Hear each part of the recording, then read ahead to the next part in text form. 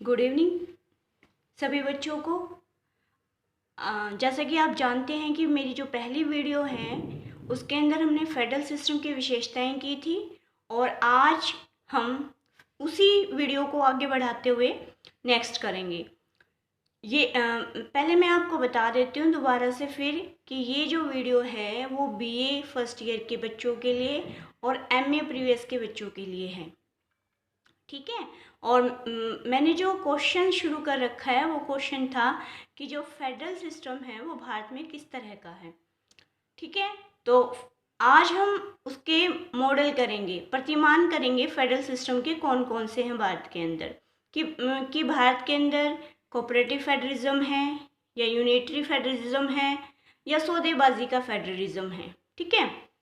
तो सबसे पहले मैं आपको बताना चाहूँगी कि भारत के अंदर कोऑपरेटिव फेडरलिज्म अगर है तो किस तरीके से, मान लो आपसे ये क्वेश्चन पूछा जाए कि एक्सप्लेन कीजिए कि भारत के अंदर कोऑपरेटिव फेडरलिज्म है, सहयोगी संघवाद है, इसके पक्ष में तर्क दीजिए। वो कौन कौन से तर्क हैं जो ये बताते हैं कि भारत के अंदर जो है वो कोऑपरेटिव फेडरलिज्म है। तो इससे रिलेटेड मैं आपको कुछ पॉइंट बताऊंगी, वो कौन कौन से पॉइंट है। जैसे फर्स्ट पॉइंट नीति आयोग।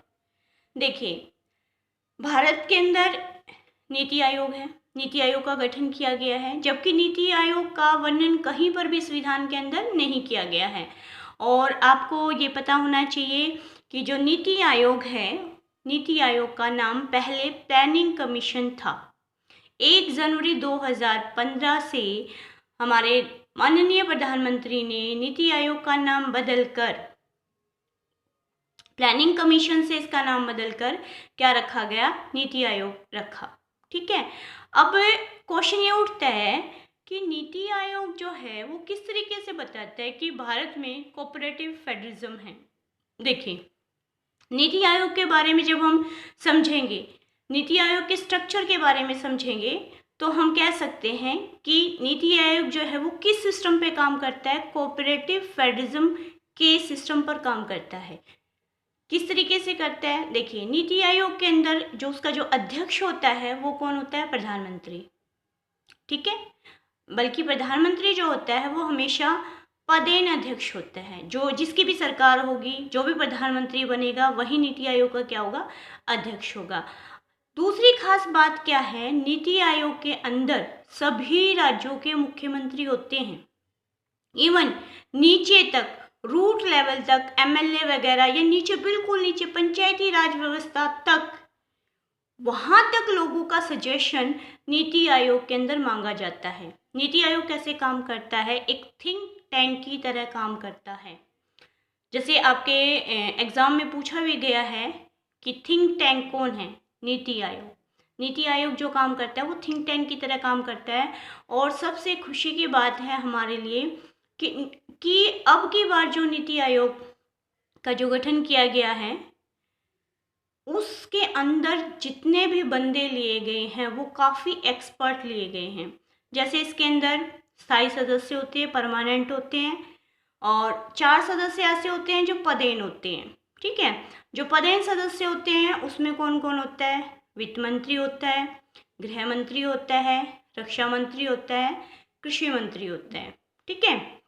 और जो स्थायी सदस्य हैं, जिनका जो परमानेंट है, उनके अंदर अब की बार जो रखे गए हैं, डीआरडीओ के चीफ रखे गए हैं, जिनका नाम है वीके सरास्वत, काफ़ी जानी मानी पर्सनैलिटी हैं।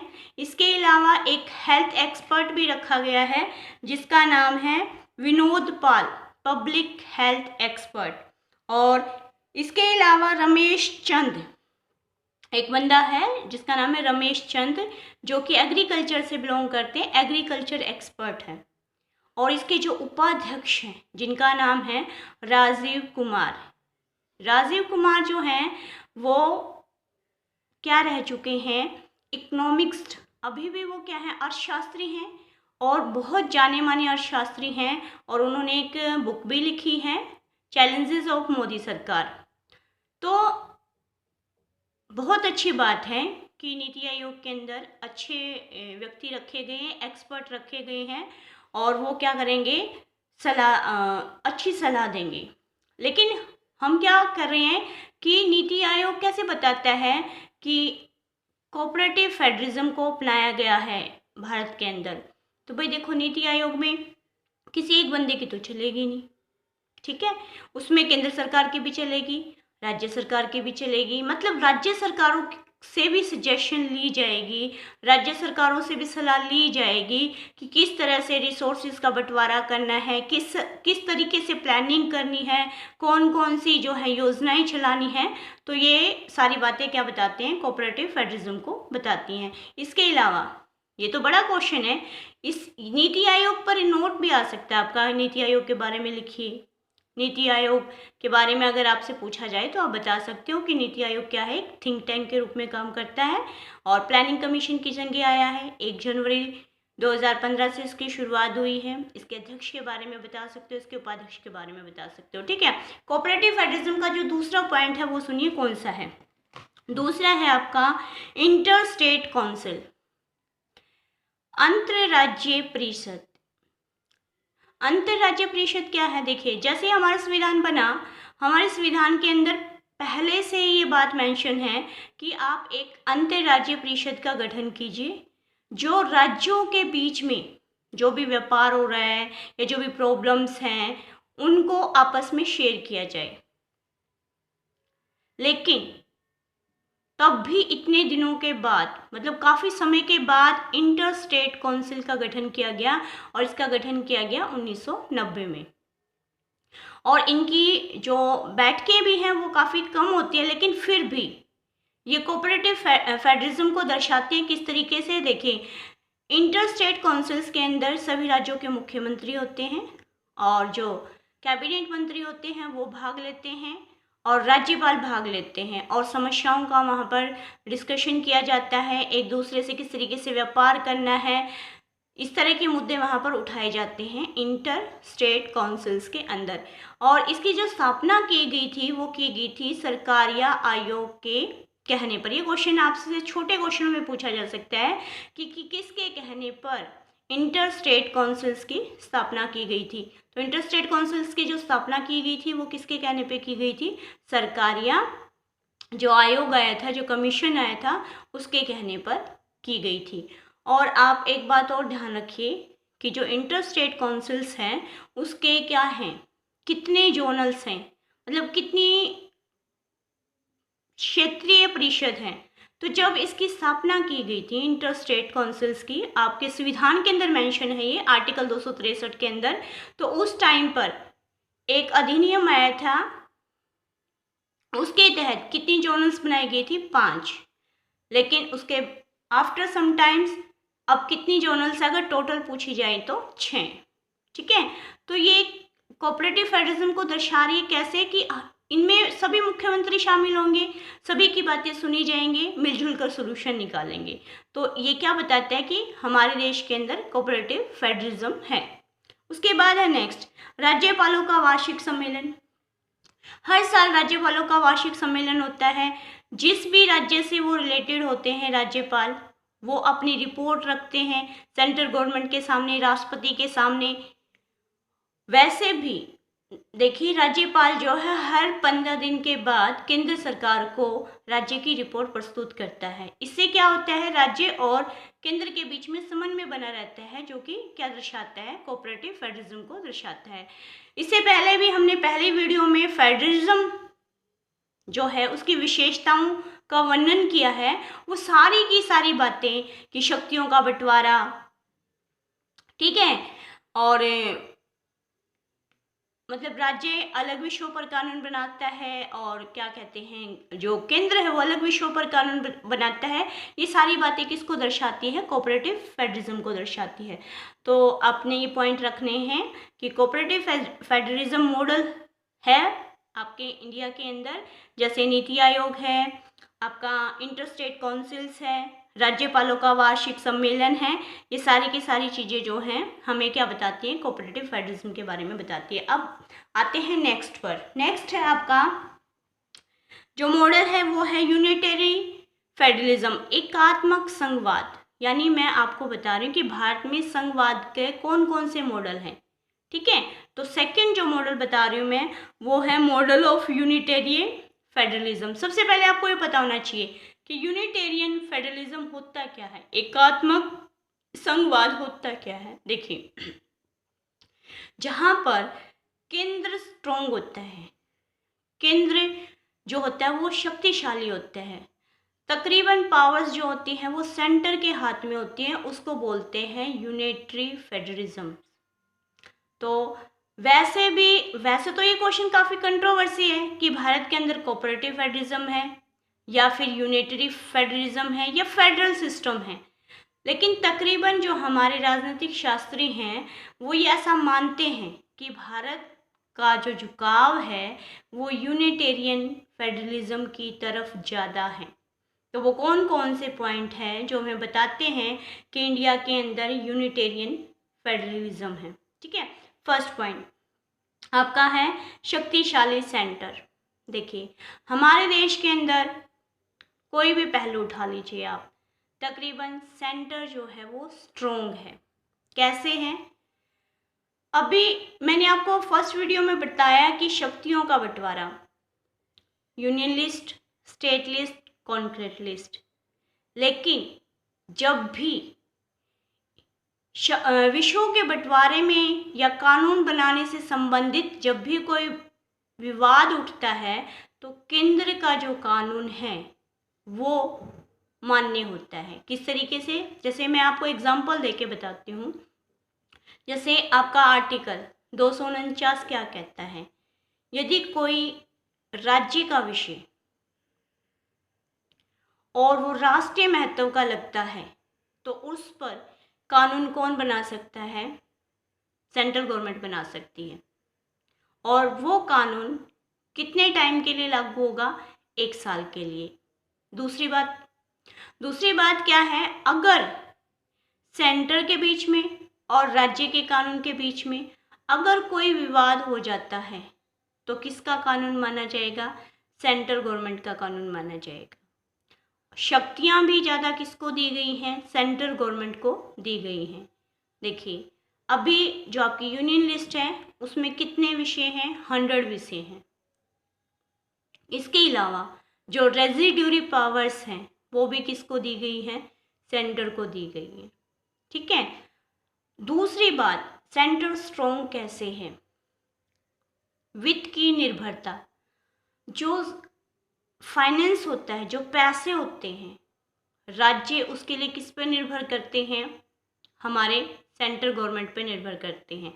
देखिए, मैं संविधान के अंदर ये प्रावधान है जो बता रहे हैं आपका, जैसे आर्टिकल है, कौन सा आर्टिकल है जो ये बताता है कि जो फाइनेंस है उसका बंटवारा किस किस के ऊपर निर्भर करता है। जैसे कई आर्टिकल है, मैं आपको सबसे पहले बताऊंगी 282 आर्टिकल। 282 आर्टिकल क्या कह रहे हैं कि संघ सरकार के ऊपर ये डिपेंड है वो राज्यों को कितना अनुदान देंगे। किस राज्य को कितना अनुदान देंगे? आर्टिकल 282। संघ सरकार का मतलब क्या है? अभी फिलहाल किसकी सरकार है? मोदी सरकार है। तो मोदी सरकार ये डिसाइड करेगी कि राजस्थान को कितना अनुदान देना है, कितनी ग्रांट देनी है, हरियाणा को कितनी ग्रांट देनी है या पश्चिमी बंगाल को कितनी ग्रांट देनी है। ठीक है, तो भाई अब अगर सेंट्रल गवर्नमेंट के खिलाफ किसी राज्य की पॉलिसी होगी तो ऐसा हो सकता है कि वो उसको कम ग्रांट मिले। ठीक है, दूसरी वित्त की निर्भरता, फाइनेंस कमीशन। आपको पता है हमारा जो आर्टिकल 280 है उसके अंदर एक फाइनेंस कमीशन का गठन होगा और उस फाइनेंस कमीशन का जो गठन करेगा वो राष्ट्रपति करेगा। किसकी सलाह से? राष्ट्रपति। पता है आपको कि राष्ट्रपति हर काम किससे पूछ के करता है? मंत्रिपरिषद से, सरकार से पूछ के करता है। और उसके अंदर 5 सदस्य होंगे, एक अध्यक्ष और 4 अन्य। और क्या काम होगा फाइनेंस कमीशन का? टैक्स का डिस्ट्रीब्यूशन करना। तो टैक्स किसके अकॉर्डिंग बटेगा? अब आप सोच के देखिए, जब फाइनेंस कमीशन किसके अकॉर्डिंग बन रहा है? मंत्रिपरिषद के अकॉर्डिंग बन रहा है। फाइनेंस कमीशन को जो फाइनेंस आयोग है उसकी जो सदस्यों की नियुक्ति वो कौन कर रहा है? राष्ट्रपति कर रहा है। राष्ट्रपति किससे पूछ के करता है? हमेशा मंत्रिपरिषद की सलाह से करता है। तो अभी जब भी वित्त का बंटवारा होता है, करों का बंटवारा होता है, तो इसमें भी किसकी चलती है? सेंट्रल गवर्नमेंट की चलती है, राज्य सरकारों की थोड़ी चलती है। तो क्या दिखा रहा है कि झुकाव किस साइड है? संविधान के आर्टिकल ही तो बता रहे हैं सारी की सारी बातें। तो झुकाव किस साइड है? ये झुकाव किस साइड है? यूनिटरी सिस्टम की तरफ है, एकात्मक शासन व्यवस्था की तरफ है।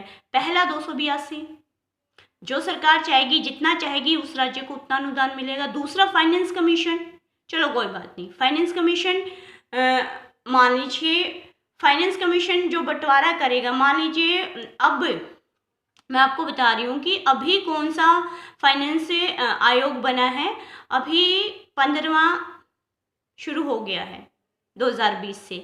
उससे पहले जो 14वां फाइनेंस कमीशन था, जो फाइनेंस आयोग था, जो वित्त आयोग था, उसने सलाह दी कि राज्यों को 42% जितना भी टैक्स होगा उसका 42% मिलेगा।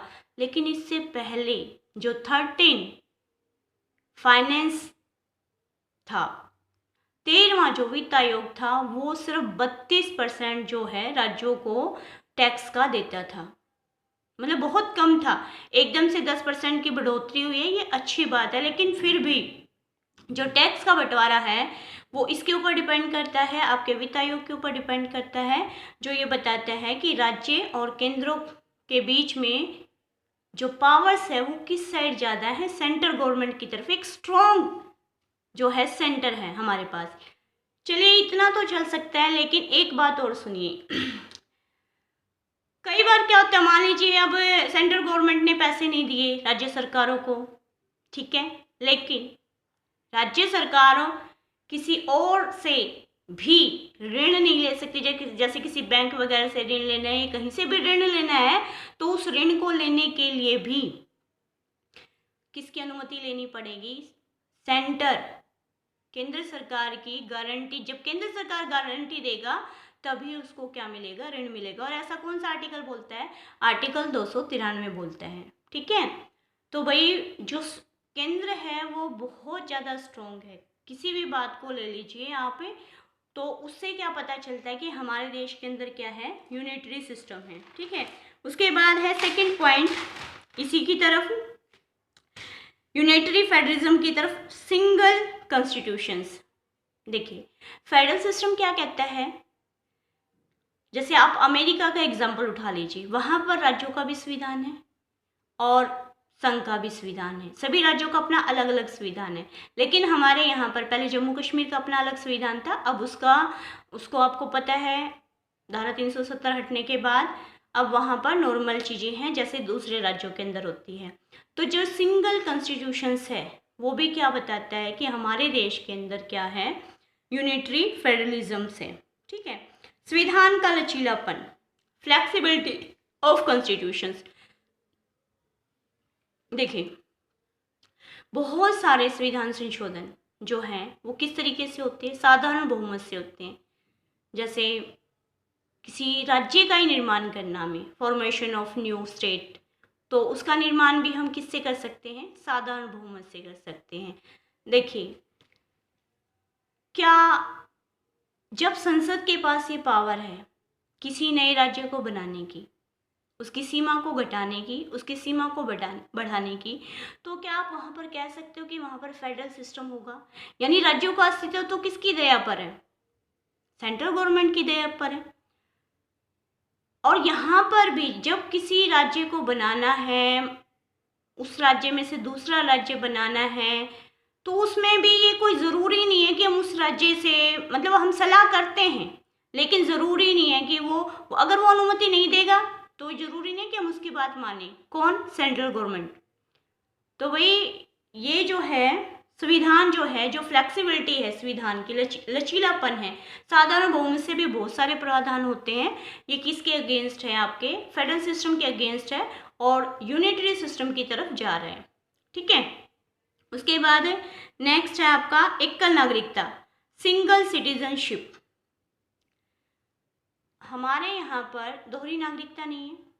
और फेडरल सिस्टम की ये विशेषता है कि राज्यों की नागरिकता अलग होनी चाहिए और जो आपकी सेंटर है संघ की नागरिकता अलग होनी चाहिए। जैसे यूएसए के अंदर है, स्विट्जरलैंड के अंदर या अदर्स जो कंट्रीज़ है जहाँ पर फेडरल सिस्टम है वहाँ पर दोहरी नागरिकता का प्रावधान है। लेकिन यहाँ पर इंडिया के अंदर भारत के नागरिक मीन्स भारत के नागरिक, ठीक है, स्टेट्स के नागरिक नहीं, स्टेट्स के वो क्या होंगे, निवासी होंगे, जो फेडरल सिस्टम की भावना को क्या करता है, आघात पहुंचाता है। तो हमारे देश के अंदर क्या है, यूनिटरी सिस्टम है। ये जो सारे पॉइंट्स मैं बता रही हूँ ये यूनिटरी सिस्टम की तरफ झुकाव है हमारे। वैसे तो ये क्वेश्चन बहुत कंट्रोवर्सी है, लेकिन फिर भी अगर एग्जाम में क्वेश्चन आता है कि मॉडल्स बताइए आप फेडरल सिस्टम के, तो आप बताओगे फेडरल सिस्टम की विशेषताएं, कोऑपरेटिव फेडरलिज्म की कौन कौन सी विशेषताएं हैं, उसके बाद आप बताओगे यूनिटरी जो फेडरलिज्म है उसकी कौन कौन सी विशेषताएं। तो इसमें मैंने आपको क्या बताया, स्ट्रॉन्ग सेंटर बताया, सिंगल कॉन्स्टिट्यूशंस बताया आपको, फ्लेक्सिबिलिटी बताई मैंने कॉन्स्टिट्यूशंस के अंदर, और जो शक्तियों का विभाजन वो किसके फेवर में है, केंद्र के फेवर में है, ठीक है। और इमरजेंसी पावर, ये सबसे स्ट्रॉन्ग पॉइंट है, इमरजेंसी पावर। जब भी कहीं पर भी इमरजेंसी लगेगी, आपका 352 लगेगा, 356 लगेगा या 360 लगेगा, तो उसके दौरान क्या होगा, सारी की सारी पावर्स किसके हाथ में चली जाएगी, सेंटर के हाथ में चली जाएगी। देखिए मैं आपको एक एग्जांपल से बताती हूँ। अगर मान लीजिए किसी देश ने हम पर आक्रमण कर दिया, ठीक है, या देश के अंदर ही आंतरिक क्या हो गया, सशस्त्र विद्रोह हो गया, तो क्या होगा इस दौरान, आपके राष्ट्रपति शासन लग जाएगा। और राष्ट्रपति शासन के दौरान राज्य सूची के विषयों पर जो कानून बनाएगी वो कौन बनाएगी, सेंट्रल गवर्नमेंट बनाएगी।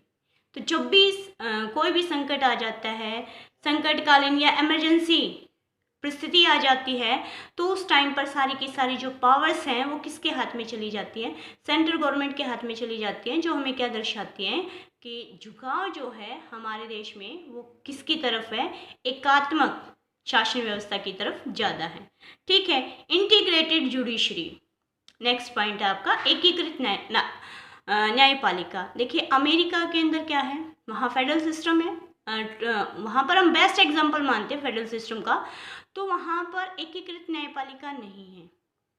वहाँ पर राज्यों का हाई कोर्ट भी है और राज्यों का सुप्रीम कोर्ट भी है, ठीक है, और जो वहाँ पर संघ है उसका भी सुप्रीम कोर्ट है। लेकिन हमारे यहाँ पर जो सुप्रीम कोर्ट है और जो हाई कोर्ट है उससे रिलेटेड जो भी विषय हैं, जो भी पावर्स हैं, वो यूनियन लिस्ट के अंदर है, यानी केंद्र सरकार के पास है। उनसे संबंधित जो भी कानून बनेंगे, उनकी जो भी नियुक्तियां होंगी, उनको जो हटाना है, उनकी जो सैलरीज हैं, सब कौन डिसाइड करती है, केंद्र सरकार डिसाइड करती है।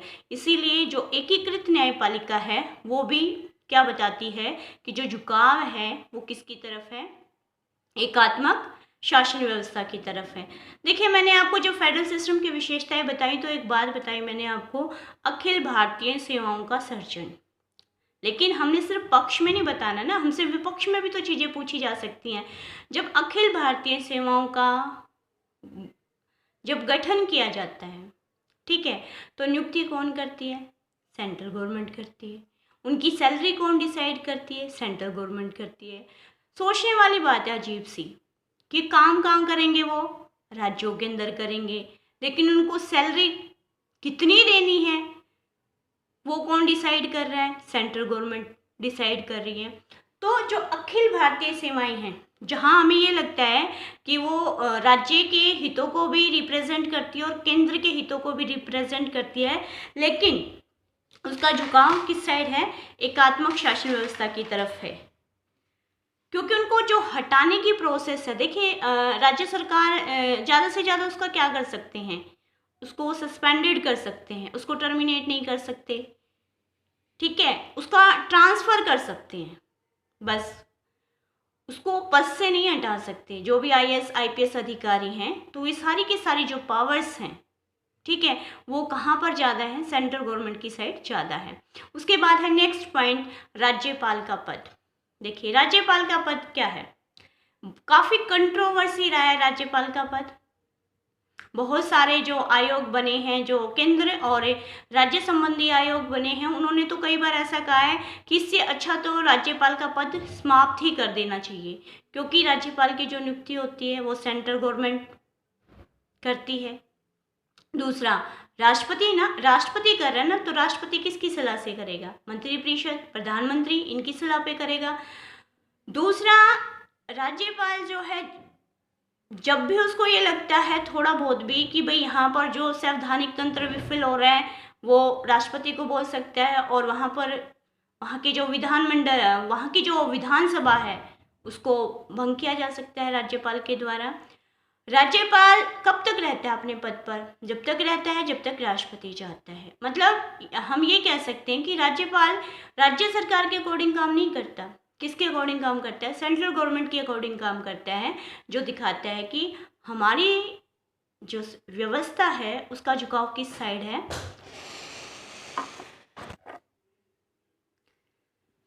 चलिए, अब मैं अपनी वीडियो को समाप्त करने जा रही हूँ, तो इसका कंक्लूज़न निकालते हैं कि कंक्लूज़न क्या है।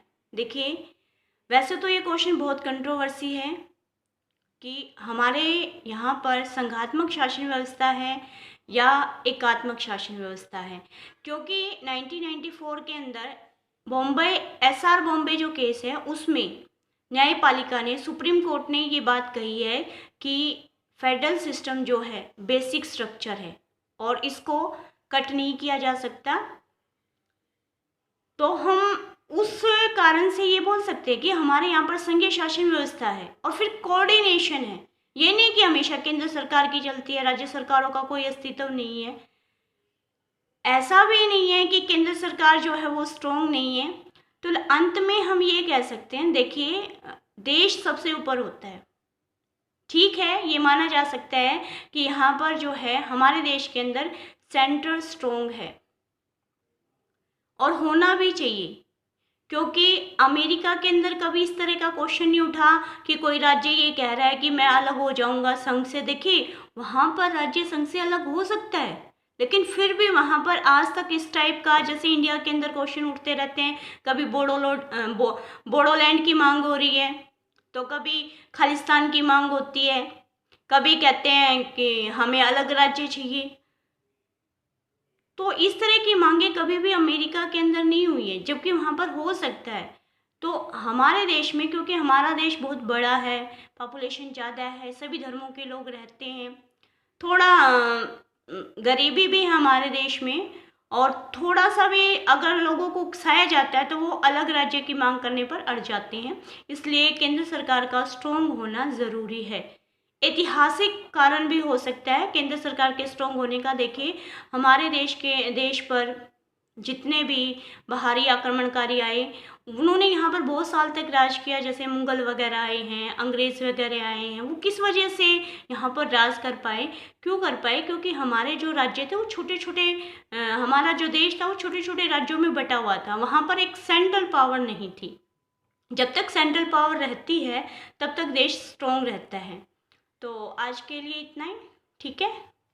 Thank you.